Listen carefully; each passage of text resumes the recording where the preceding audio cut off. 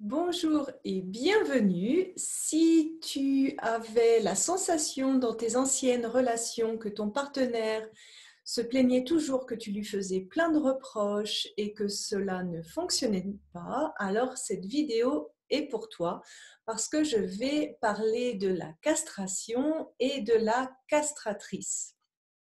Et donc, c'est très important de comprendre cette notion parce que on a d'un côté le besoin d'exprimer ses besoins et ses limites, et puis de l'autre côté, on a bien sûr, on n'a pas l'envie que notre partenaire ait la sensation qu'on le castre, qu'on l'oblige à faire des choses qu'il n'a pas envie.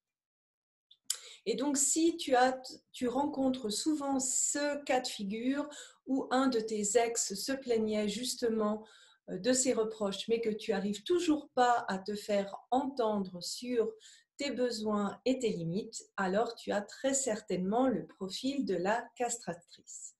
Et il n'y a pas qu'un seul profil.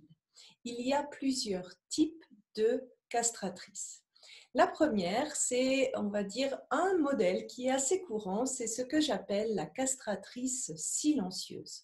C'est la femme qui a des besoins, qui a des limites, oui, mais elle ne le communique pas clairement à son partenaire parce que elle n'ose peut-être pas le demander ou que c'est difficile de le demander, ou alors qu'elle pense que son partenaire doit deviner quelles sont ses demandes.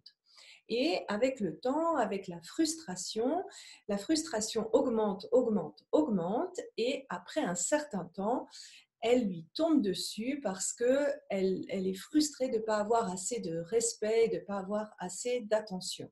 Et le partenaire, lui, se dit, mais qu'est-ce qui m'arrive ? J'avais pas l'impression que je devais remplir quelque chose ou un besoin ou délivrer quelque chose. Et ma femme, elle est énervée contre moi. Alors ça, c'est le premier type de la castratrice. Le deuxième, c'est ce que j'appelle la castratrice punitive. Alors, cette castratrice, elle sait exactement ce qu'elle veut, elle sait quels sont ses besoins, elle le dit et elle fonctionne très rapidement, tombe très rapidement à la punition.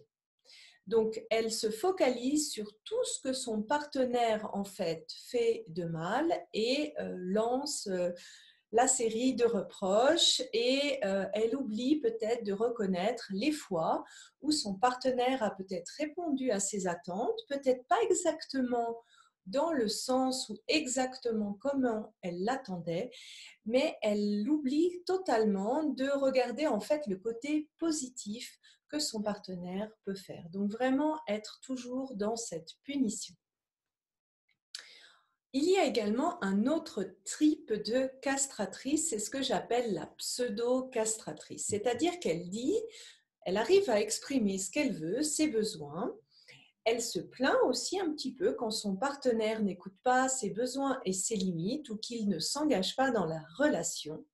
Mais surtout, ce qu'elle fait, c'est qu'elle ne change pas du tout son comportement. C'est-à-dire que peu importe ce que son partenaire va faire ou pas faire, là dans ce cas-là surtout ne va pas faire, elle va rester la partenaire toujours aimante, attentionnée, etc., etc. C'est-à-dire qu'elle ne va pas changer ses actions en fonction des actions de son partenaire. Elle va continuer à donner, donner, donner, donner.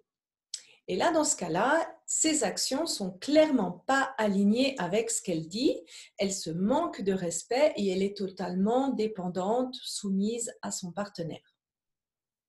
Et donc, dans ces trois cas, que ce soit la castratrice silencieuse, la punitive ou la pseudo-castratrice, il y a pour ces trois personnes un véritable problème d'alignement. Qu'est-ce que ça veut dire ? Ça veut dire que tu n'es pas aligné entre ce que tu souhaites et ce qui se passe dans ta relation. Et bien sûr, le premier réflexe qu'on a est de dire « Ah ben, ce qui se passe dans la relation ne me convient pas, alors je vais faire des reproches à mon partenaire. » Mais moi, je te conseille d'abord de regarder en amont et de te poser la première question. Est-ce que tu es, toi, aligné avec ce que tu veux? C'est-à-dire que si tu veux que le partenaire réponde à tes besoins ou respecte tes limites, est-ce que tu les communiques? Si tu veux que ton partenaire réponde à tes besoins, respecte tes limites, si tu le communiques et qu'il ne le fait pas, quelle est ta réaction? Est-ce que tu laisses faire ton partenaire et que, en laissant faire ton partenaire, tu n'as aucune conséquence? Troisième point, si tu communiques tes besoins et tes limites et tu fais que des reproches, est-ce que tu as vraiment envie que cette relation continue de marcher?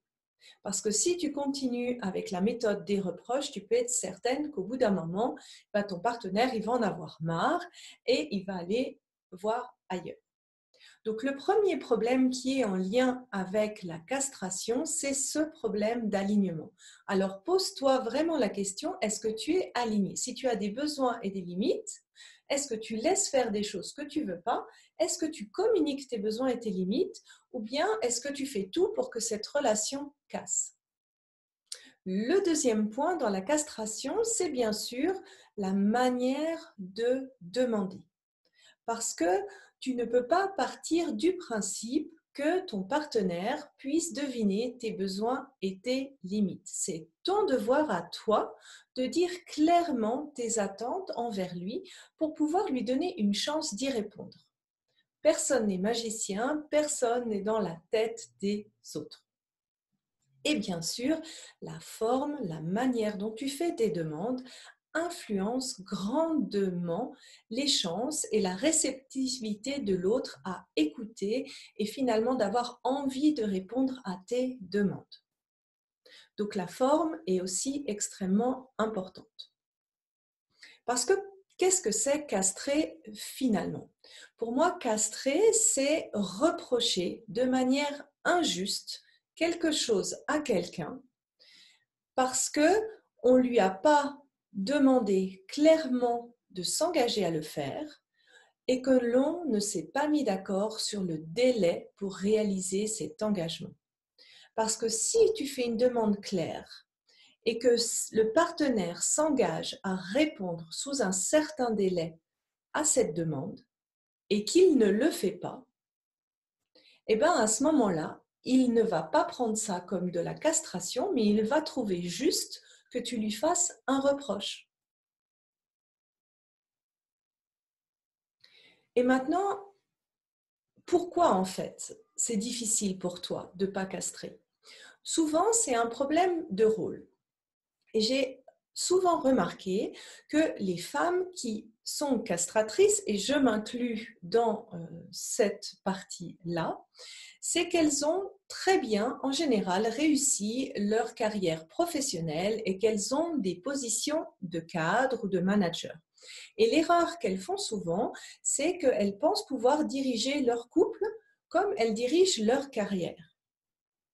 Et par contre, ce n'est pas la même chose. C'est-à-dire que tu ne peux pas diriger un homme comme tu diriges ton entreprise. C'est important d'arriver à communiquer tes besoins et tes limites en embrassant ce que j'appelle toujours cet architecte du couple. Tu pourrais aussi l'appeler ce leadership au féminin, c'est-à-dire tu n'es beaucoup moins dans un rapport de force que tu peux avoir de temps en temps au travail, mais plus dans une direction douce.